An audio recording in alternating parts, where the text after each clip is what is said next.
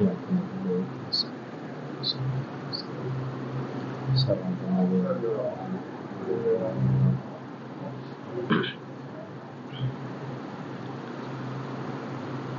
بالله من الشيطان اللعين الرجيم. بسم الله الرحمن الرحيم. الحمد لله رب العالمين،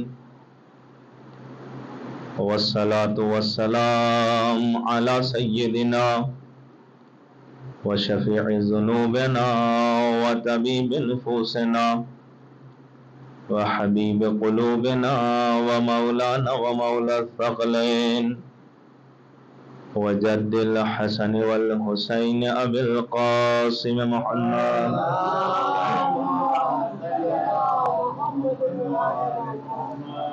وعلى آله الطيبين الطاهرين المعصومين المظلومين، ولعنة الله على أعدائهم أجمعين. أما بعد، فقد قال الله تبارك وتعالى في القرآن المجيد: بسم الله الرحمن الرحيم. يريدون ليطفئوا نور الله بأفواههم واللہ متم نورہ ولو کرہ الکافرون. صلوات پڑھیں محمد.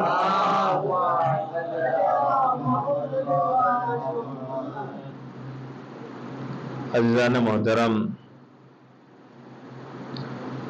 اس عشرے کی 5ویں مجلس، جس کا عنوان امام زین العابدین علیہ السلام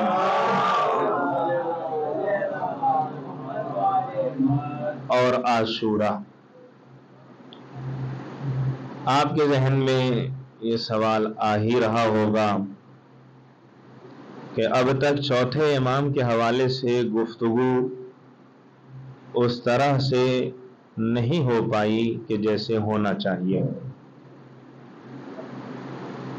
مگر میں نے یہ جو 4 مجلسیں پڑھی ہیں اس کا صرف اور صرف مقصد یہ تھا کہ جو بہت آسانی سے ہم سمجھ بیٹھتے ہیں کہ امام حسین نے قافلہ تیار کیا اور کربلا کے میدان میں پہنچے اور شہادت پائی، اور یہ آج تک کربلا چلی آ رہی ہے.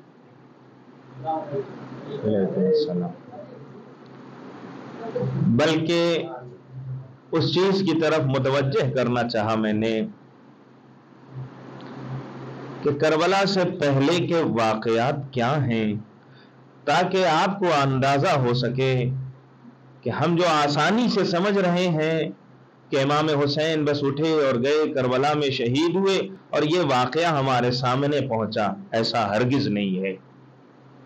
یہ کربلا، عزاداری، یہ ماتم، جلوس، تعزیہ، یہ جو ہم تک پہنچا ہے، اس میں بہت سے بزرگوں کی، ائمہ کی بہت سی زحمتیں ہیں، تکلیفیں ہیں، اذیتیں ہیں.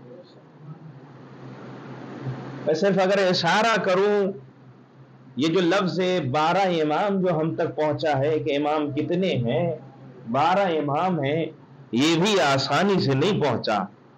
حالات کی عکاسی اگر تھوڑا سا کربلا سے آگے بڑھ کے کروں تو اپنی بات کی وضاحت کے لیے صرف سمجھنے کی ضرورت ہے. ہم جو سمجھ رہے ہیں کہ ہمارے ہاں آسانی سے بچوں کو یاد کرا دیا گیا ہے، امام کتنے ہیں 12، معصوم کتنے ہیں 14، مگر یہ چھٹے امام کے زمانے میں رہنے والے صحابیوں کو بھی یہ معلوم نہیں تھا کہ امام 12 میں کون کون لوگ ہیں. 12 اماموں کا نام میں اگر بہت قریب سے اگر آپ کے سامنے، جب چھٹے امام دنیا سے جا رہے ہیں، جب چھٹے امام دنیا سے جا رہے ہیں تو ان کی وصیت ہے کہ میرا جانشین کون ہوگا، میرا جانشین کون ہوگا. 5 لوگوں کا نام وصیت میں لکھا ہے. ایک حاکم وقت کا نام لکھا، ایک حاکم مدینہ کا نام لکھا، اور ایک اپنے غلام کا نام لکھا، اور ایک اپنے بڑے بیٹے عبداللہ افتحا کا نام لکھا، اور ایک چھوٹے بیٹے امام موسیٰ کاظم کا نام لکھا۔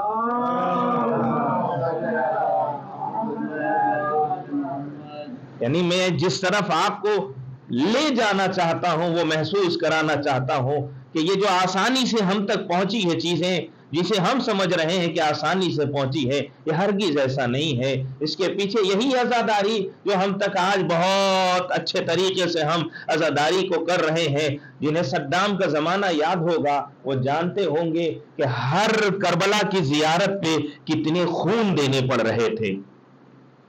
سرحدوں پہ یہ اعلان تھا کہ وہی کربلا کی زیارت میں جائے گا اسی کو جانے دیا جائے گا۔ جو بھی ہندوستان یا کہیں اور سے بھی جاتے تھے انہیں ایک بوتل خون دینا پڑے گا تب وہ کربلا کی زیارت کریں۔ یہ بہت 200 سال 300 سال پرانی بات نہیں ہے، یہ اس زمانے کی کچھ ہی سال پہلے کی۔ اور آپ اس بات کا بھی غور و فکر کیجئے کہ آپ یہ دیکھیں کہ جو ان کے ہاں سب سے زیادہ خراب ہے وہی سب سے زیادہ پاپولر ہے۔ میں نے بہت زیادہ جو تاریخ کا مطالعہ کیا اور جو نتیجہ حاصل ہوا کہ آخر کیوں ایسا ہے۔ ہمارے یہاں اگر ہم 11ویں امام کی بھی گفتگو کر رہے ہیں تو ہمارے یہاں پہلے امام کی بنیاد ہی پر سارا کام ہے۔ مولائے کائنات کے فضائل پہ ہی سارے ائمہ کے فضائل ہمارے سامنے پیش کیے جاتے ہیں، مگر آپ کبھی سوچیں کہ کیسے ممکن ہے کہ سارا دار و مدار جب کچھ لوگوں پر تھا۔ ایک صلوات پڑھیں محمد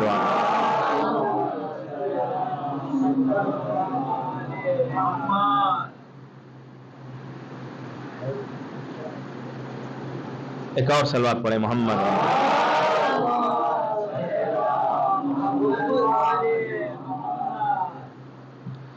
جب سارا دار و مدار پہلے امام کے اوپر ہے تو پھر اس بات پہ غور و فکر کرنے کی ضرورت ہے، جب سارا معاملہ انہی کچھ لوگوں پر جو ان کے یہاں مولائے کائنات کے مقابلے میں آئے تو انہی کو کیوں محور نہیں بنایا گیا؟ بلکہ جب بات آگے بڑھی تو وہ ان کے علاوہ کسی اور کو بھی محور بنایا گیا۔ پھر تاریخ آگے بڑھی تو کسی بغداد کے کسی شخص کو بھی بہت بڑا ایک رول دیا گیا، اور آج کے کچھ سال پہلے تک بھی اگر دیکھا جائے تو کوئی نہ کوئی کسی نہ کسی کو رول دے دیا جاتا ہے۔ جیسے صدام کو آپ بہت قریب سے جانتے ہیں کہ جو ابھی ملعون کچھ سال پہلے گزرا، کیوں؟ اگر غور و فکر کرے تو نتیجہ بس ایک ہے، جس نے بھی اہل بیت پر زیادہ ظلم کیا ہے وہی ان کے یہاں محور بنا ہے۔ یہ تاریخ رہی ہے، جس نے بھی اہل بیت پر زیادہ ظلم ڈھایا ہے اسی کو ان لوگوں نے ہیرو بنایا ہے۔ اور آپ سمجھ لیجئے کہ 1400 سال میں اگر اسی نظریے پہ کام ہو رہا ہے تو اس زمانے میں بھی وہی حالات ہے۔ بہت مشکل ہے، ہم سمجھتے ہیں کہ امام جو یہ 12 اماموں کا نام ہمیں آسانی سے مل گیا، ہرگز ایسا نہیں ہے۔ جب امام جا رہے ہیں چھٹے امام تو وصیت میں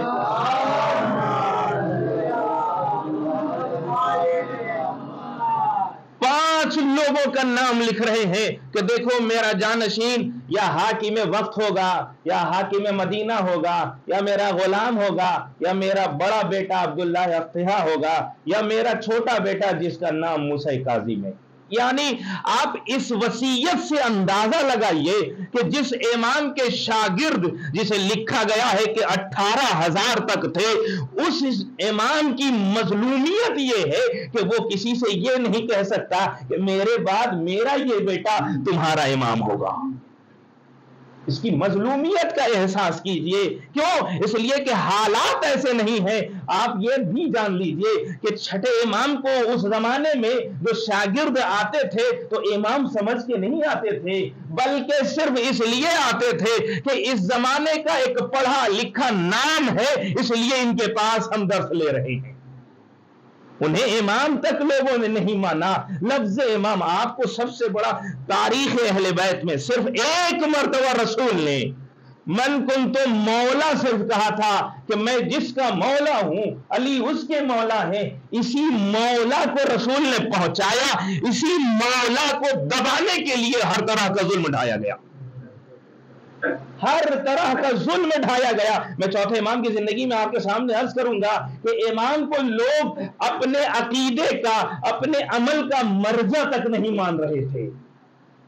اپنے عقیدے کا، اپنے عمل کا مرجع تک نہیں مان رہے تھے. آپ دیکھیں گے انشاءاللہ میں اسے عرض کروں گا. چھٹے امام کا زمانہ ہے. امام کے زمانے میں امام کو امام تک لوگ ماننے کے لیے تیار نہیں ہیں. امام کو امام، اور بہت زیادہ صحابی ہیں، بہت زیادہ شاگرد ہیں. حالات یہ ہے کہ جب امام دنیا سے گئے ہیں تو تاریخ کا ایک بڑا نام ہے مومن آل طاق. امام کے خاص صحابیوں میں ہے نا مومن آل طاق. حشام بہترین نام ہے نا، عقائد کے مسائل جو حل کرتے تھے. یہ دو لوگ پریشان ہیں، در در کی ٹھوکریں کھا رہے ہیں کہ میرا ساتواں امام کون ہے. یہ بہت قریبی لوگوں کے مسائل ہیں. پھر ہوا کیا؟ طے کیا ان لوگوں نے کہ یہ امام نے ایک سیاسی قدم اٹھایا ہے کہ وصیت کے ذریعے لوگوں کو متوجہ نہ ہونے دیا جائے کہ کون میرے بعد میرا جانشین ہے. ان لوگوں نے حل کیا حاکم وقت کو امام ہرگز نہیں کہیں گے، حاکم مدینے کو بھی نہیں کہیں گے، اور غلام کو بھی نہیں کہیں گے. اب جا کر دو جگہ رک گئے، ایک بڑے بیٹے عبداللہ افتحا اور ایک چھوٹے بیٹے جو ساتویں امام ہیں، دونوں کے پاس. اب یہ جاتے ہیں آزمانے کے لیے، امتحان لینے کے لیے کہ سمجھ پائیں واقعاً یہ میرا امام ہے کہ نہیں ہے. واقعاً جب عبداللہ افتحا کے پاس گئے تو اس کے بعد سوال ان کا پہلا یہ تھا، صرف آزمائش کے لیے کہ جواب سے طے ہو کہ یہ انسان واقعاً ہمارا امام ہے کہ نہیں، امام کا واقعاً جانشین ہے کہ نہیں. سوال یہ تھا، یہ بتاؤ اگر کسی نے 3 مرتبہ طلاق کہہ دیا تو اس کا نکاح ٹوٹ گیا یا نہیں؟ اس کا نکاح ٹوٹ گیا. جو مدعا آج اٹھایا جا رہا ہے وہ اس زمانے میں اٹھایا گیا تھا. اور جیسے ہی جواب ملا ہے عبداللہ افتحا امام کے بیٹے ہیں، جیسے ہی جواب ملا ہے فوراً دونوں نے طے کیا یہ جواب شیعوں کا نہیں ہے، یہ شیعوں سے ہٹ کے جواب ہے. اب یہاں سے آپ یہ سمجھئے کہ امام کے بیٹے ہیں مگر امام اپنا عقیدہ جو شیعت اور حقیقت والا ہے وہ بھی اپنے بیٹوں تک پہنچا نہیں پا رہے ہیں. اس مسئلے کو بھی سمجھنے کی ضرورت ہے کہ اس کے بعد پھر یہ پہنچے ہیں ساتویں امام کے پاس. وہ بھی حالات اتنے خراب ہے کہ کوئی اگر بھولے سے کہہ دے کہ میرے پاس آ جاؤ تو اہل سنت کے بڑے بڑے اس زمانے کے عالم پہلے ہی سے غسل شہادت لے کے جاتے تھے کہ اب میں زندہ واپس نہیں آؤں گا. اس میں کنارے سے ایک آواز آئی ادھر آؤ. ادھر جب حشام آگے بڑھنے لگے تو مومن آل طاق سے کہتے ہیں تم میری حفاظت کرتے رہنا، دور سے دیکھتے رہنا، میں پتہ نہیں مجھے کہاں لے جایا جا رہا ہے. جب بہت آگے بڑھے ایک جگہ پہنچے وہاں پھر وہی سوال. ایسا نہیں کہ ساتویں امام کو دیکھا تو فوراً نہیں آپ ہی میرے آقا ہیں، آپ ہی میرے مولا ہیں، نہیں، پھر آزمائش کے لیے وہی سوال کیا، وہی سوال کیا. اب جو جواب امام نے دیا، امام نے جب جواب دیا تب انہیں یقین ہوا کہ ہاں ہمارا امام اب یہ ہے. سمجھنے کی ضرورت ہے، ہمارا امام اب یہ ہے. اس کے بعد امام نے پھر بتایا جاؤ میرے جتنے بھی چاہنے والے ہیں ان کو یہ جا کر بتا دینا کہ میں امام ہوں اور یہ چیزیں فلاں سے رابطہ کر لیں، فلاں چیزوں کو سمجھ لیں. میں صرف عکاسی کر رہا ہوں کہ لفظ امام لوگوں کے لیے حل نہیں تھا، بات اپنوں کی چل رہی ہے. جو امام کے خاص صحابی ہیں ان کی بات ہے. ذرا ایک قدم آگے بڑھ کے ذرا غور و فکر کریں. یہ جو 8ویں امام کو کہا جاتا ہے غریب الغربا، آپ نے سنا ہے نا، امام کا لقب غریب الغربا ہے. اس کو ایک اس کی تفسیر کی جاتی ہے، ایک اس کے اوپر رائے رکھی جاتی ہے. وہ کیا ہے؟ امام اپنے وطن سے دور شہید ہوئے مشہد میں، طوس میں، اس لیے انہیں غریب الغربا کہا جاتا ہے. اگر معیار اپنے وطن سے دور شہید ہونے پہ غریب کہا جائے تو پھر یہ غریب الغربا سب سے پہلے امام حسین کو لکھا جانا چاہیے.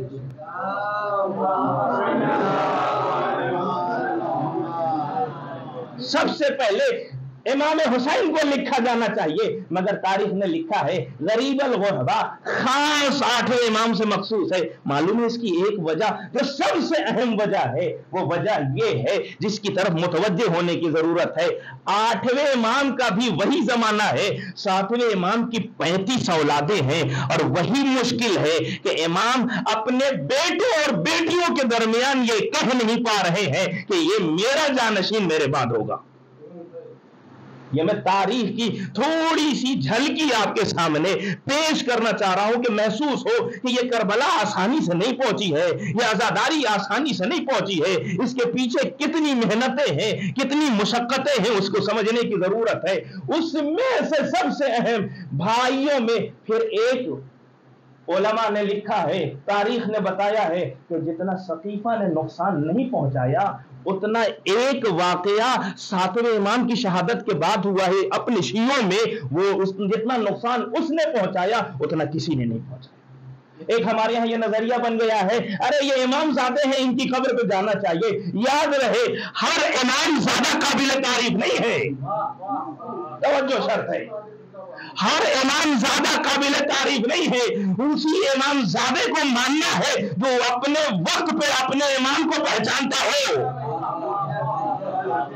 ساتویں امام کے بیٹوں میں سب سے بڑی مشکل یہ تھی کہ آٹھویں امام کو امام سمجھنے کے بجائے سب نے خود کو امام ثابت کرنا چاہا تھا۔ ایک بہت بڑی تعداد ہے جنہوں نے خود کو ثابت کرنا چاہا کہ ہم امام ہیں۔ اب یہاں پہ ایک تھوڑا سا ربط سمجھنے کی ضرورت ہے۔ کیوں معصوم قوم کی تعریف سب سے زیادہ ہے؟ اس لیے کہ جہاں 35 اولادوں میں ایک بھی امام ہشتم کو امام ماننے کے لیے تیار نہیں ہے، وہاں ایک بیٹی ہے جو اپنا سب کچھ امام کو مانتی ہے، وہاں اپنا سب کچھ امام کو مانتی ہے۔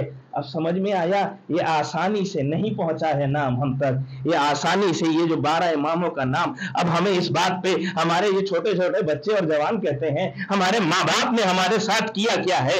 یاد رہے ارے جو 12 اماموں کا نام خود اماموں کے وقت میں صحابیوں کو نہیں معلوم تھا، وہ میرے باپ دادا نے مجھے سکھا دیا۔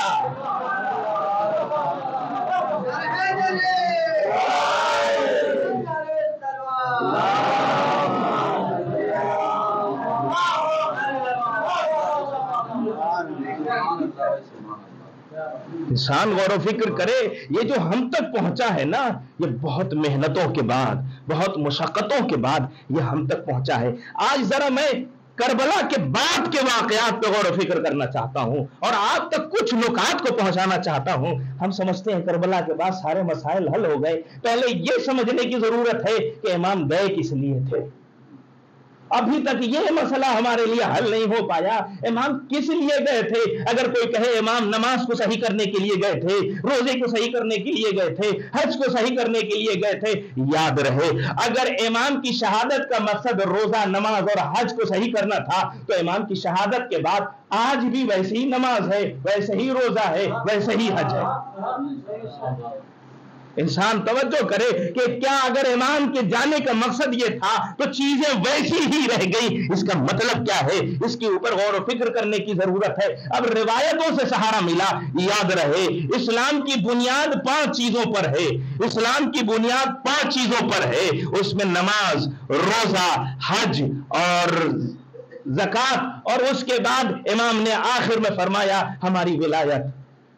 اس میں سے پوچھنے والے نے پوچھا مولا اس میں سب سے افضل کون سی چیز ہے؟ امام فرماتے ہیں اس میں سب سے افضل ہماری ولایت ہے۔ کہا کیوں؟ اس کی بھی دلیل دے رہے ہیں۔ بہت سے لوگ یہ سمجھتے ہیں کہ حسین ابن علی نماز کو صحیح کرنے کے لیے گئے، پہلے یہ سمجھنا پڑے گا کہ نماز تو پہلے ہی خراب ہو چکی تھی، اور نماز کربلا کے بعد حتیٰ آج تک آپ دیکھیں تو وہ ویسی چیزوں ویسی طرح سے نہیں ملے گی جیسے اہل بیت نے، اور میں نے آپ کے سامنے ذکر کیا ہے ہر وہ چیز جس سے اہل بیت کو پہچانا جا سکتا تھا اسے بلایا گیا، اسے مٹایا گیا یا اس کی شکل کو بگاڑا گیا، اور اس طرح سے تاریخ آپ کے سامنے ہے کہ بسم اللہ کو ختم کر دیا گیا، سوروں سے ہٹا دیا گیا، ہر طرح کا کام کیا گیا، روزے اگر دیے گئے تو وہ افطار اس کا غلط ٹائم رکھا گیا۔ کیوں؟ اس لیے کہ ٹکراؤ ایک چیز سے ہے، محبت علی سے ٹکراؤ ہے، اس لیے سارے کام کیے جا رہے تھے۔ امام نے کہا نہیں، ان 5 میں سب سے افضل ہماری ولایت ہے۔ امام نے خود فرمایا یاد رہے دیکھو یہ 4 چیزیں جو ہیں اس میں نماز ایک پہلی چیز ہے جو اسلام کی بنیاد ہے، مگر یاد رہے اگر انسان مسافر ہو جاتا ہے نا تو نماز آدھی ہو جاتی ہے۔ اگر نماز مسافر انسان ہو جائے تو نماز آدھی ہو جائے گی، مطلب 4 رکعت کی نماز 2 رکعت میں بدل جائے گی اگر مسافر ہو جائے، اور اگر روزے دار اگر مسافر ہو جائے یا بیمار ہو جائے تو اس کا روزہ اس دن اس سے ساقط ہو جائے گا، مگر اس کی قضا بعد میں رکھنی پڑے گی جو ماہ مبارک رمضان کے روزے ہیں۔ اور یاد رہے اگر پیسہ ہے، صلاحیت ہے تو حج واجب ہے، اور اگر صلاحیت نہیں ہے تو پھر حج واجب نہیں ہے۔ اس کے بعد امام نے فرمایا یاد رہے زکوٰۃ اسی وقت دیا جائے گا کہ جب صلاحیت ہو، جو پیسہ ہو۔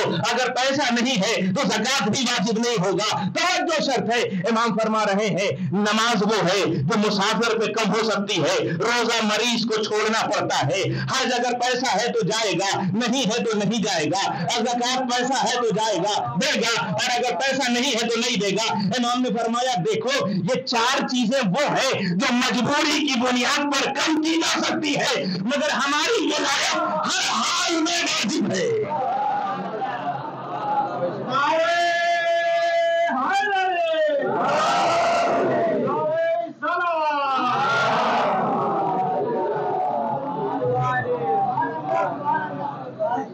ہماری ولایت ہر حال میں واجب ہے، کیوں؟ اس لیے کہ اس میں کمی نہیں ہو سکتی۔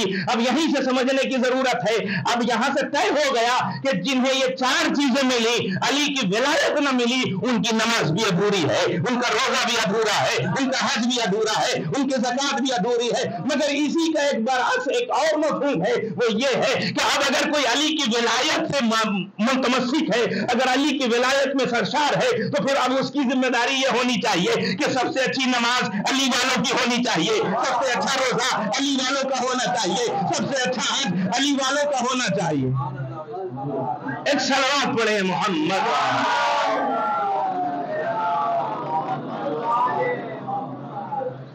انسان اس بات پہ غور و فکر کرے، امام کا جو جہاد ہے نا، جہاں لفظ امام کہنا جرم ہے، وہاں پر امام کو امام پیش کرنا ہے۔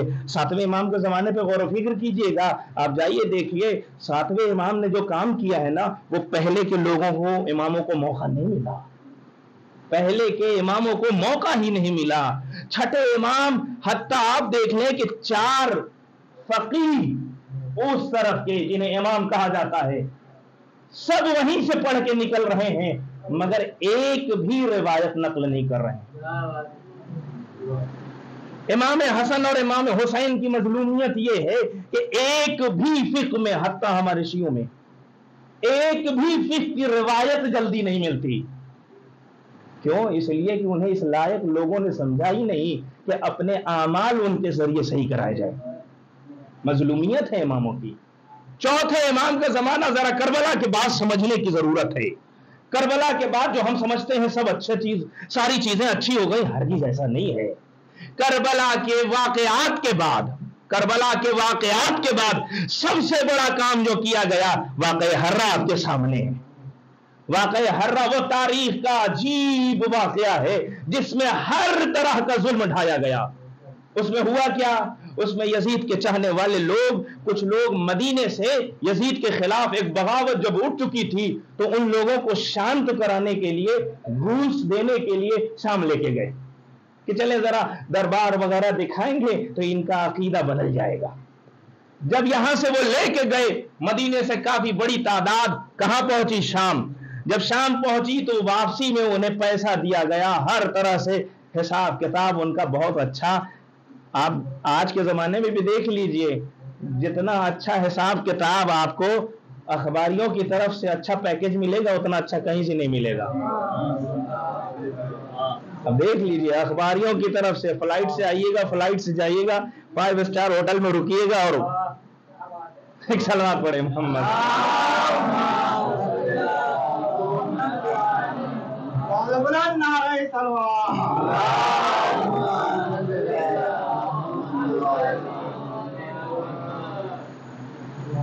بلایا گیا، مدینے کے بڑے بڑے لوگوں کو بلایا گیا۔ تاریخ اس بات کی گواہ ہے، ہم سمجھتے ہیں کربلا کے بعد سب کے اچھے عقیدے ہو گئے تھے، ہرگز نہیں۔ ایک نام ہے تاریخ کا حنظلہ، تاریخ کا ایک نام ہے حنظلہ۔ کون ہے؟ جنگ احد ہونے سے پہلے آج شادی ہوئی، صبح انہیں نہانا تھا، रसूल का हुक्म आ गया जंग में चलो, जंग में पहुंचे, शहीद हो गए। जब शहीद हो गए तो इनका लक़ब तय पाया गसीलुल मलाइका। हंजला वो है जिन्हें मलाइका ने गुस्ल दिया है। हंजला वो है जिन्हें मलाइका ने गुस्ल दिया है। क्यों? इसलिए कि बहुत से लोगों की ज़हनियत यही नहीं समझ पाई कि बहुत से लोग ये कहते हैं अरे उनके साथ जाना है तो पहले पाक साफ हो ले। नहीं, सवाल यह है कि जिस वक्त रसूल ने बुलाया उस वक्त किसी चीज को बहाना तो नहीं बनाया। बहुत से लोग आज हमारे माशरे में भी मिलेंगे, इधर इताअत की बात करनी है मगर नहीं, जरा मैं ये कर लूं, जरा ये कर लो। अरे ये इताअत अगर हुक्म आ गया तो फिर उस पर अमल करना है, उसके बाद गसीलुल मलाइका। मगर अब समझ लीजिए कि किसी का बाप इतना मेयारी हो कि जिसको गसीलुल मलाइका कहा जा रहा है, उनके बेटे का नाम है अब्दुल्ला। अब्दुल्लाह करबला में इमाम हुसैन की शहादत के बाद उन लोगों में से ठहरे जो इस बात पे शक करने लगे कि वाक़ईन हुसैन सही पे थे या गलत पर, हुसैन सही पर थे या गलत पर। ये अब्दुल्ला इब्ने हंजला का जो मामला है, सिर्फ इशारा कर रहा हूं कि हालात करबला के बाद ऐसे नहीं है कि सबने मान लिया हो हुसैन को, सबने हुसैन को माना नहीं है। हुआ क्या, भेजा गया शाम। जब शाम भेजा गया तो जब वहां से वापस आए थैलियां लेकर, अच्छा एकदम मौज मस्ती करके जब पहुंचे हैं तो उसके बावजूद अरे पहले से खून तड़प रहा था। सबने आकर वहां साथ देने के बजाय मदीने में एक शोर मचा दिया कि हमें जहां ले जाया गया वो लानती था, वो शराबी था, वो गाना सुनता था। ये सारी चीजें जब आम कर दी गई तो उसके बाद फिर यजीद ने एक जल्लाद शख्स को भेजा जिसका नाम लिखा है तारीख ने मुस्लिम इब्ने अक़बा। वो जब आया है तो उसको ये इजाजत दे दी गई कि मदीने में जैसे चाहो जो चाहो कर लो, तुम्हें कोई तुम्हारे ऊपर रोक टोक नहीं है। जिसका नतीजा क्या हुआ, उसमें 12,000 लोगों की गर्दनें काटी गई। 12,000 जिसमें से 8,000 हुफ्फाज हैं। इतनी बड़ी तादाद लोगों को कत्ल किया जा रहा है। मगर उसके बाद एक और काम किया गया, वो ये कि तारीख ने लिखा है कि साल भर के बाद हजारों से ज्यादा नाजायज औलादें पैदा हुई। ये काम किसने किया? यजीद के हुक्म पर। किसने किया? मुस्लिम इब्ने अक़बा ने। आप जरा महसूस कीजिए, मदीने के हालात इतने दहशत में डाल दिए गए कि अगर कोई भी हुसैन के नाम पर तहरीक चलाएगा तो बचेगा नहीं। शायद जिस जमाने में हम जिंदगी बसर कर रहे हैं, हर आदमी को एक एक वाकया ऐसा मिलेगा। मणिपुर का क्या मुसलमान सोचे तक नहीं, हरियाणा का मुसलमान तसव्वुर में भी नहीं लाए। सेम वही हालात चल रहे हैं, जरा महसूस कीजिएगा। हर जमाने के हाकिम की सबसे बड़ी कोशिश यह होती है कि उस जमाने के उठने वाले जितने भी इनकलाबात हैं उसे दबा दिया जाए। अगर जबान के जरिए इनकलाब आ रहा है, जबानों को खरीद लिया जाए। अगर कलम के जरिए इनकलाब आ रहा है तो कलम को खरीद लिया जाए। अगर लोगों के जरिए इनकलाब आ रहा है तो लोगों को खरीद लिया जाए। हर जमाने की कोशिश रहती है। इस जमाने में भी यही हो रहा है, इस जमाने में भी यही हो रहा है। ये मैं हालात का जिक्र कर रहा हूं। उसके बाद दूसरा कयाम जो 65 हिजरी में हुआ वो कयाम मुख्तार है। अब एक शियों की बड़ी तादाद कूफे में उठी जिसने कयाम किया। जब उसने कयाम किया तो उसे भी ऐसे घेरा गया कि कहीं भी शिया दूर दूर तक सोच ना सके हाकिम के खिलाफ उठने के बारे में। और कयाम मुख्तार में आप बेहतर तरीके से जानते हैं कि उनके साथियों को किस तरह से कत्ल किया गया। कोई दूर दूर तक ना सोच सके कि जालिम के खिलाफ आवाज उठाना एक जुर्म तक समझा जाए। अब यहां से मैं एक और पहलू की तरफ जाना चाहता हूं, जरा मुतवज्जे रहिएगा। मदीने के हालात, मदीना कौन सी जगह है जहां रसूल पर वही नाजिल हो रही है, जहां कुरान की आयतें सहाबी पढ़ रहे हैं, जहां हदीसों को नकल किया जा रहा था सन 11 हिजरी से पहले। मगर मदीने के हालात करबला के बाद ये है कि उस जमाने की सबसे अच्छी डांस करने वाली मदीने की है। میں صرف حالات کو پیش کر رہا ہوں. اس زمانے کی سب سے اچھی گائیکار وہ آپ کو مدینے میں ہے. جب بھی کسی ملک کو، کسی حاکم کو اگر اپنے شوق کو پورا کرنا ہوتا تھا تو کہیں اور سے لڑکیاں نہیں جاتی تھی، وہ مدینے سے جاتی تھی، وہ مدینے سے جاتی تھی. ہوا کیا؟ کربلا کے بعد سب ویسا نہیں ہو گیا جیسا ہم سمجھ رہے ہیں. تاریخ اس بات کی گواہ ہے کہ قیام مدینہ میں چوتھے امام نے خود کو مدینہ سے تھوڑا دور پہ رکھا تھا. اور پھر وہ ایک تحلیل ہے کہ امام نے ساتھ کیوں نہیں دیا. موقع ملے گا تو عرض کروں گا کہ قیام مدینہ میں امام نے کیوں ساتھ نہیں دیا. مگر ایک بات دھیان میں رہے کہ جب حاکم نے بھیجا تھا کہ جاؤ مدینے میں جس طرح سے چاہو، جس طرح سے ظلم کر لو، مگر یاد رہے کہ زین العابدین کو ٹچ تک نہ کرنا. یہ کہا تھا، حاکم نے کہا تھا ان کو ذرہ برابر بھی. کیوں؟ آپ کو معلوم ہے کیا فائدہ ہوا؟ امام حسین کی شہادت کا سب سے پہلا فائدہ یہ ہوا کہ جب بیعت یزید نے مانگی تھی تو حسین نے گردن دے کے بتا دیا تھا کہ میں بیعت تو نہیں کر سکتا، گردن دے سکتا ہوں. اسی کا فائدہ یہ ہوا کہ جب مدینے میں دوبارہ حملہ ہوا ہے تو حاکم بھی جانتا ہے، حاکم کے کام کرنے والے بھی جانتے ہیں کہ ان کی گردن تو مل سکتی ہے مگر ان کا سمرتھن نہیں مل سکتا. اور یہیں سے ایک نتیجہ دینا چاہتا ہوں، یاد رہے، یہیں سے ایک نتیجہ دینا چاہتا ہوں، یاد رہے کہ پہلے مرحلے میں اپنے سوسائٹی میں جو بھی ظلم کی حرکت کرے اسے اگر روکا جائے گا نا، یقین جانیے دوبارہ وہ آپ پر کبھی اٹیک نہیں کر سکتا. اسی لیے آیت اللہ العظمی سید علی سیستانی کا خاص فتویٰ پوچھا گیا تھا. یہ بتائیے کیا اپنی سوسائٹی میں کسی باہر والے کو بلا کر کچھ دکھا کر روب اور دہشت داری کیا جائے یہ صحیح ہے؟ کہا یہ سراسر غلط ہے. ایسے لوگوں کو سماج سے بائیکاٹ کر دو جو قوم میں دہشت اور وحشت کو لے آئے. اب سمجھ میں آیا جن کی بھی تاریخ لکھی گئی ہے. اب یہیں سے ملاحظہ فرمائیے گا کہ جتنے بھی اچھے لوگ جن کی تاریخ آج بھی پڑھی جا رہی ہے یا سنی جا رہی ہے وہ انہی لوگوں میں سے ہے جنہوں نے اس زمانے کے ظلم کے خلاف آواز اٹھائی تھی. اگر ہم چاہتے ہیں کہ ہمارا نام قیامت تک کوئی لینے والا رہے تو بس ایک کام کرنا پڑے گا، اپنے زمانے کے ظالم کے خلاف آواز بن جائیے، خود بخود قیامت تک نام ہو جائے گا. ایک صلوات پڑھے محمد.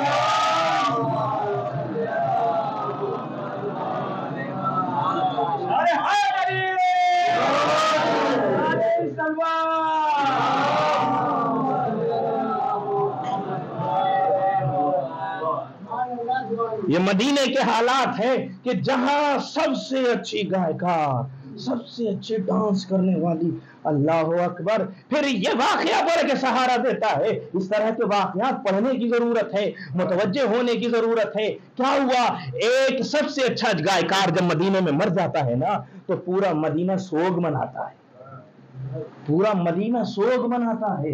اور اس کے بعد جو سب سے اہم، ایک بچی جو پانی بھرنے کے لیے گھر سے باہر نکلی ہے روتے ہوئے جاتی ہے. کسی نے پوچھا کیوں رو رہے ہو؟ کہا اصل میں مدینے میں ایک گائیکار تھا، اس کا وہ دنیا سے چلا گیا ہے، یہ ہمارے لیے رونے کا مقام ہے. تو اس نے کہا گھبراؤ نہیں، فلاں ایک اور گائیکار ہے وہ تمہارے کام آئے گا. تو اس کے بعد جملے کیا ہے؟ اس کے بعد جملے یہ ہے خدا کا شکر ہے کہ اس نے اپنے حرم کو اس شخصیت سے خالی نہیں رکھا. اس نے اپنے حرم، مدینہ خود حرم الہی میں شمار ہوتا ہے نا جہاں رسول خدا آئے. یہ ساری چیزوں کو سمجھنے کی ضرورت ہے. ایک سب سے بڑی فاحشہ جب حج پہ گئی ہے، فاحشہ حج پر گئی ہے تو جہاں جہاں سے گزری ہے ہر محلے کے لوگ اس کا استقبال کر رہے تھے، ہر محلے کے لوگ اس کا استقبال کر رہے تھے. جب وہ واپس آئی تو اس کو سب سے اچھا رتبہ دیا گیا کہ ارے فاحشہ حج کر کے آئی ہے.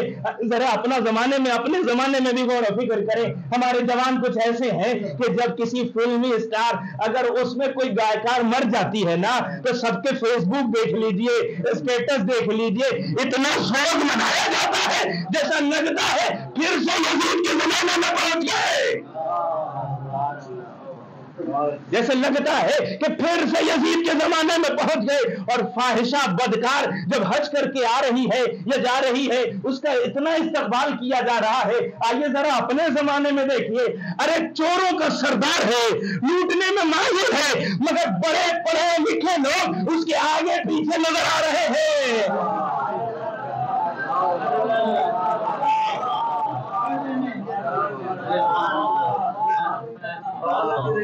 سب جانتے ہیں کہ سب سے بڑا خراب انسان ہے, مگر وہاں ہر طرح کے لوگ مل جائیں گے. ارے جتنے لوگ, کاش کتنا اچھا ہوتا کہ اپنے تقوی کی بنیاد پر کوئی بڑا ہوتا. کاش کتنا اچھا ہوتا کہ اپنے تقوی اور اپنے ایمان کی بدولت کوئی بڑا ہوتا. مگر اچھے اچھے لوگ, اب استقبال دیکھیے, اچھے اچھے استقبال کے پروگرام رکھے جاتے ہیں. اللہ اکبر, پتہ نہیں کل کیا کرے. اس بات پہ غور و فکر کرنے کی ضرورت ہے. شیعہ کسی کو آسانی سے ہاتھ نہیں لگتا. اگر بصیرت ہے تو پھر اس کو ہر اعتبار سے مضبوط ہونے کی ضرورت ہے, ہر اعتبار سے اس کو اپنی سوچ بدلنے کی ضرورت ہے. ایک صلوات پڑھے محمد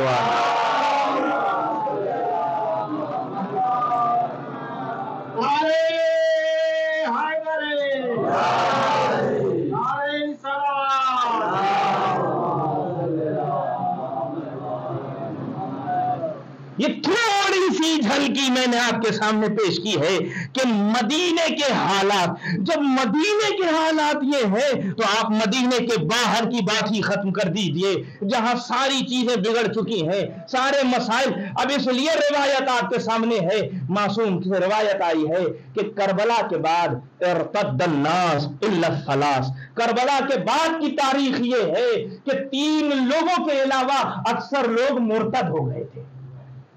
کچھ روایتوں میں 7 کی تعداد آئی ہے, کچھ روایتوں میں 11 کی تعداد آئی ہے. اس بات پہ سوچنے کی ضرورت ہے.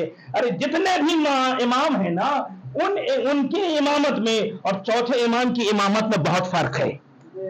جتنے بھی امام ہیں ان کی امامت کے وقت 2 4 5 جان پہچان والے تھے, مگر اس امام کی مظلومیت یہ ہے کہ جس کی امامت کی شروعات شام غریبہ سے ہے. سمجھنے کی ضرورت ہے کس طرح سے دین کو سنبھالا, کس طرح سے پیغام پیش کیا اور اس عزاداری کو ہم تک پہنچایا. یہ ساری چیزیں جو ہم تک پہنچ رہی ہیں, یاد رہے یہ آسانی سے نہیں پہنچی ہیں. ذرا اپنے ہندوستان کی بھی ہسٹری پڑھیے گا. پابندی تھی, لوگ جانتے تک نہیں تھے, شیعت کا وجود نہیں تھا, لوگ اپنے اپنے اعتبار سے کہیں چھپ چھپ کے کچھ کرتے تھے. بعض لوگ حقوق کے ذریعے وہ محفل جماتے تھے تاکہ کسی کو اندازہ نہ ہو, اور وہ پھر مجلسیں ہوئی, پھر دھیرے دھیرے ماحول بدلا. آج یہ زمانہ آ گیا ہے کہ ہم چین سے سنتے بھی ہیں, چین سے مجلس بھی کرتے ہیں, چین سے عزاداری بھی کرتے ہیں. یاد رہے, آپ نے کبھی سوچا کیوں عزاداری پہ بدعت کا فتویٰ لگتا ہے؟ اس کی وجہ یہ ہے اور کچھ نہیں, آپ صرف کالے کپڑے پہن کے عزاداری کر لیجئے, اتنے ہی میں دشمن مر جاتا ہے. صرف کالا کپڑا پہن کے نکل جائیے. ارے جیسے ہی ہم کالا کپڑا پہن کے باہر نکلتے ہیں نا, جتنے بھی دشمنان اہل بیت ہیں ان کو اپنے کالے کرتوت یاد آ جاتے ہیں.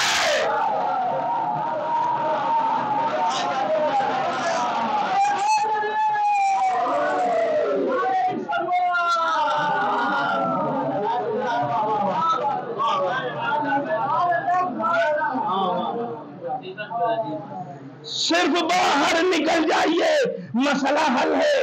اب سمجھ میں آئے گا. میں اسے پڑھنا بھی نہیں چاہتا. پچھلے سال کے خمسے میں نے اس نقطے کو ذکر کیا تھا کہ یاد رہے کیوں عزاداری پہ بدعت کا فتویٰ ہے. اب وہ پورا مقدمہ اس کو نہیں, بس ایک چیز, جیسے ہی آپ عزاداری کرتے ہیں لوگوں کا کردار اپنے خود یاد آنے لگتا ہے. اس لیے سب سے اچھا یہ ہے کہ اسے بدعت کہہ دو, سب سے اچھا یہ ہے کہ اسے بدعت کہہ دو. یاد رہے یہ عزاداری ہم تک جو پہنچی ہے ہر گھر میں ہونی چاہیے. ہر انسان کو کرنا چاہیے، ہر انسان کو. جیسا کہ ہمارے برادر نے مجلس سے شروع میں ہی کہا کہ اپنوں میں یہ گفتگو ہو رہی ہے، میں آپ کو صرف مسائل سے ایک مسئلے کی گفتگو کر رہا ہوں. آپ دیکھیے مسجد کے لیے حکم یہ ہے کہ کوشش کرو جگہ بدل بدل کے ہر جگہ نماز پڑھو. روایت ہے کہ نماز جب مسجد میں پڑھ رہے ہو تو کچھ لوگ تو ایسے ملیں گے آپ کو جو بس ایک جگہ پکڑے ہیں تو دوسری جگہ ان کی پہچان نہیں ہے. بہت سے لوگ آپ کو ایسے ملیں گے، اب وہ داہنے سے بائیں، ارے میں اتنے سال سے داہنے میں ہوں. اس بات کو سمجھے، ارے اتنی اچھی صلاحیت کر لو، جس کونے میں رکھ دیا جائے ہر جگہ اچھا لگو.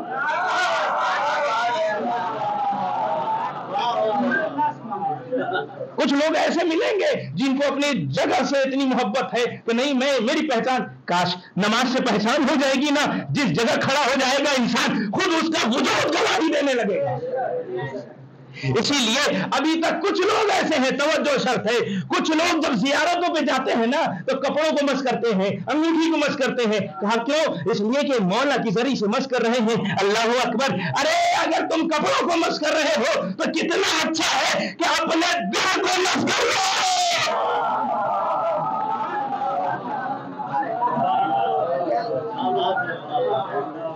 اگر دل کو مس کر لیا تو یقین جانے جب علی کا کردار اندر اتر جائے گا تو یہی مرجع کا کپڑا بھی اچھا لگے گا، جوتا بھی اچھا لگے گا. صرف کردار اتارنے کی ضرورت ہے، توجہ شرط ہے کردار اتارا جائے. اور جو روایت ہے کہ مسجد میں جگہ بدل بدل کے، اسی لیے آپ اگر مسجد کوفہ گئے ہوں گے، جو لوگ گئے ہیں خدا انہیں بھی زیارت نصیب فرمائے، جو نہیں گئے ہیں انہیں بھی زیارت نصیب کرے. مگر میں یہاں پہ بات آ گئی ہے، اسے عرض کرنا چاہتا ہوں، ہر انسان چاہتا ہے کہ میں اپنے اور اپنے بچوں کے لیے زیارت کا کچھ راستہ نکالوں. میں ایک چھوٹا سا طریقہ بتانا چاہتا ہوں، اگر ہو سکے تو اسے جتنا ہو سکے اسے وائرل کیا جائے. یہ بہت اہم موضوع ہے. ہر آدمی چاہتا ہے کہ میں زیارت پہ جاؤں، اپنے بچوں کو زیارت پہ بھیجوں. ایک چھوٹا سا طریقہ ہے، اگر اسے انجام دے دیا یقین جانے بہت آرام سے کربلا کی زیارت ہو جائے گی. جیسے کیا ہوتا ہے، ہم اپنے بچے کو ہر مہینہ کچھ نہ کچھ تحفہ دیتے ہیں، 10 روپیہ 20 روپیہ 50 روپیہ 100 روپیہ. اگر حالات اچھے ہیں تو جہاں ہم 500 روپیہ اس کی فیس دے رہے ہیں، 100 150 1500 3000 اس کی ایڈمیشن فیس دے رہے ہیں یا اس کے ہر مہینے کی فیس دے رہے ہیں، تو صرف ایک کام کریں، اگر 2 بچے ہیں تو ایک گلک لائیں، اسے بھی بار بار یاد دلائیں، دیکھو ہر مہینے کی پہلی تاریخ کو مجھ سے 500 روپیہ لے لینا. اور یاد رکھیے، آپ خود حساب بتائیے مجھے، اگر سال بھر میں ہر مہینے 500 روپیہ ملا تو کتنا ہوا؟ 6000. اگر یہی 20 سال تک جمع کر لیا جائے،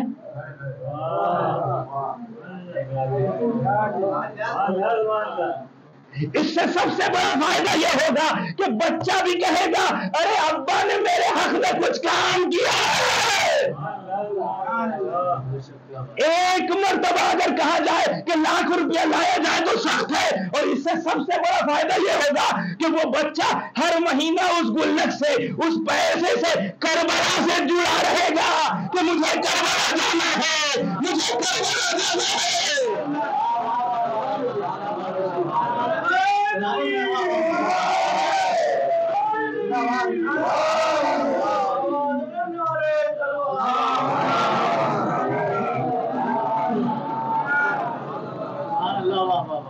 اور بہت آسانی سے 20 سال میں جب آپ کا بچہ جوان ہوگا نا، اس وقت آپ اسے تحفے میں کربلا پہنچا دیں گے.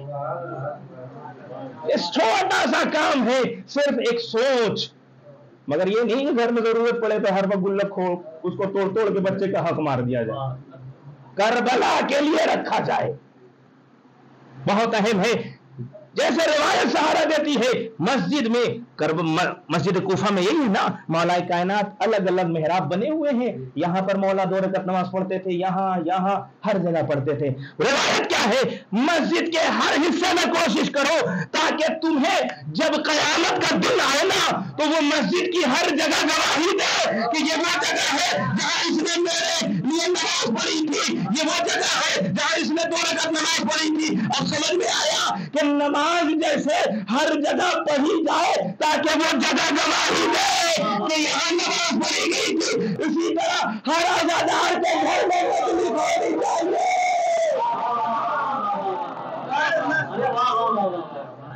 ہر عزادار کے گھر میں مجلس ہونی چاہیے تاکہ اس کا گھر یہ گواہی دے ارے یہ گھر میں حسینی ہے. ایک صلوات پڑھے محمد.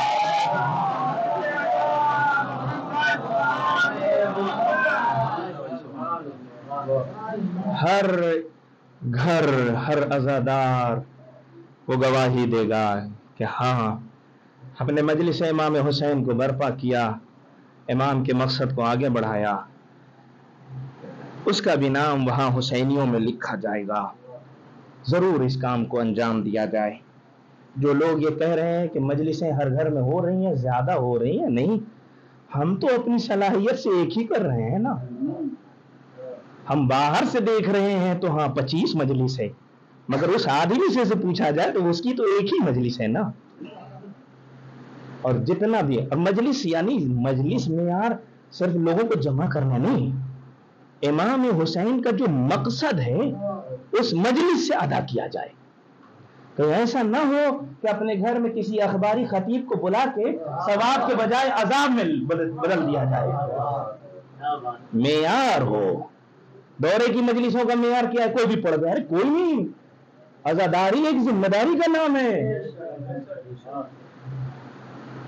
جتنی بھی مجلسیں ہوں وہ معیاری ہوں اور اچھی ہوں, ہر طرح کا انتخاب اچھا ہو. امام حسین پہ کربلا کے بعد کے واقعات میں نے آپ کے سامنے پیش کیے. سید سجاد پر بھی بہت زیادہ ظلم ڈھایا گیا, امام حسین پہ بھی ظلم ڈھایا گیا. صرف ایک گزارش ہے, کل مجلس میں منبر پہ 8:20 پہ پہنچ جاؤں گا, اس لیے کہ کل ایک اور مجلس تابوت کی پڑھنی ہے. صرف یہ ذکر اس لیے کر رہا ہوں تاکہ آپ لیٹ نہ آئیں. آپ بہت ذوق و شوق سے آ رہے ہیں, اس لیے میں نے ذکر کیا. کربلا میں بہت سے مصائب اٹھائے گئے. جب بنیاد ہی بغض علی پہ رکھی گئی تو ہر طرح کا ظلم ظالم کرنے کے بعد خوش ہو رہا تھا. اور بہت سی روایتیں ہم نے سمجھی بھی نہیں ہیں. جیسے ہم نے ہمیشہ سنا کہ سکینہ کو تماچے لگے, یہ ہم نے صرف روایت کو سنا کہ سکینہ کو تماچے لگے, مگر کبھی آپ سوچیں ایک فوجی کا مضبوط ہاتھ, ایک معصوم سکینہ کا ننھا سا چہرہ, اللہ اکبر, کس طرح سے ظلم اٹھایا گیا.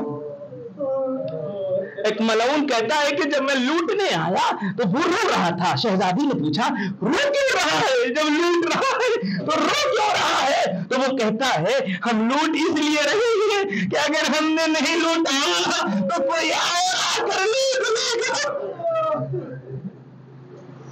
ہم نے ہمیشہ سنا کہ ارے حسین کے لاشے کو پامال کر دیا گیا. ارے حسین کے لاشے کو کیسے پامال کیا گیا؟ عباس کے بھی لاشے کو پامال کیا گیا تھا. ارے کیسے پامال کیا گیا تھا؟ ارے روایت نے سہارا دیا.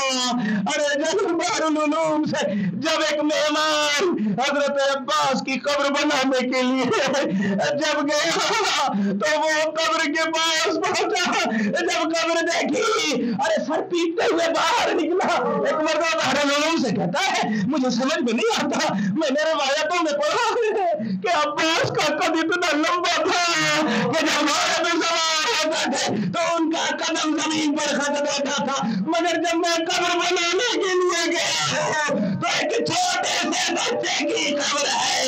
ارے جیسے ہی کہنا تھا ایک دارالعلوم کہتے ہیں ارے تمہیں معلوم نہیں بعد شہادت حسین عباس کے لاشے پہ اتنے گھوڑے دوڑائے گئے, عباس کا لاشا ارے پامال ہو گیا, عباس کا لاشا پامال ہو گیا. جب 12 محرم کو چوتھے امام اور بائیں جہاز دفن کرنے آئے ہیں تو ایک مرتبہ اور اپنے چچا کی لاش کو سید سجاد نے کیسے اٹھایا ہوگا؟ ارے ٹکڑے لاش کو ارے سید سجاد نے اٹھا کر ارے نائل کے کنارے دفن کیا۔ ایک مرتبہ وہ وقت بھی آئے کہ جب چوتھے امام ارے بنی اسد سے کہتے ہیں اے بنی اسد کے لوگوں ایک چٹائی دے دو۔ ارے آقا ارے یہ چٹائی ہے، چٹائی نے جب لے لیا، چٹائی لینے کے بعد اپنے پاپا کے ٹکڑے بدل گئے۔ ارے وہ سید سجاد کا دل ہی جانتا ہوگا کس طرح سے اپنے بابا کے ٹکڑے بدن کو اٹھایا ہوگا، ارے کس دن سے چٹائی میں رکھا ہوگا۔ ایک مرتبہ چٹائی میں سمیٹ کر ارے جب قبر میں اترے، اسلام کا ایک مستحب عمل ہے، اسلام کا ایک مستحب عمل ہے کہ جب بھی کسی جنازے کو قبر میں لے کے اترو تو اس کا سر قبلے کی طرف ہونا چاہیے۔ ارے جب سید سجاد اپنے بابا کی لاش ارے جسی کی گردن پہلے ارے بدن سے نہ جگہ کٹی ہوئی گردن پہ خود سید سجاد نے اپنا سر رکھا۔ باریلا اس عمل کو میری طرف سے قبول کر لے۔ انا للہ و انا الیہ راجعون، رضا بقضائہ و تسلیما لامرہ۔